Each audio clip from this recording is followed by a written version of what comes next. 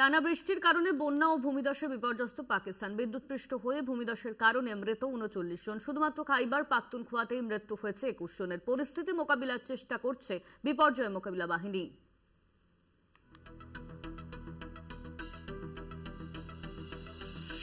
পাকিস্তানে অব্যাহত ভারী বৃষ্টিপাত। টানা ৪ দিন ধরে চলা বৃষ্টির কারণে বন্যা ও ভূমিধসে বিপর্যস্ত পাকিস্তানের একাংশ। বৃষ্টিতে বিদ্যুৎস্পৃষ্ট হয়ে ও ভূমিধসের কারণে ক্রমাগত বেড়েই চলেছে মৃতের সংখ্যা। সর্বাধিক ক্ষতিগ্রস্ত হয়েছে পাকিস্তানের খাইবার পাখতুনখোয়া প্রদেশ। পাকিস্তানের দুর্যোগ মোকাবিলা দপ্তর জানিয়েছে, সাংলা, সোয়াত, মালাকান্দ ও বাজাউর জেলাগুলিতেও ব্যাপক ক্ষয়ক্ষতি হয়েছে। বৃষ্টির কারণে পাকিস্তানের অধিকাংশ নদী বিপদসীমার উপর দিয়ে বইছে। বিপর্যয় মোকাবিলা বাহিনী জানিয়েছে, মাট্টা সোয়াতে একটি বাড়ি ধসে ৪০টিরও বেশি গবাদি পশু মারা গেছে।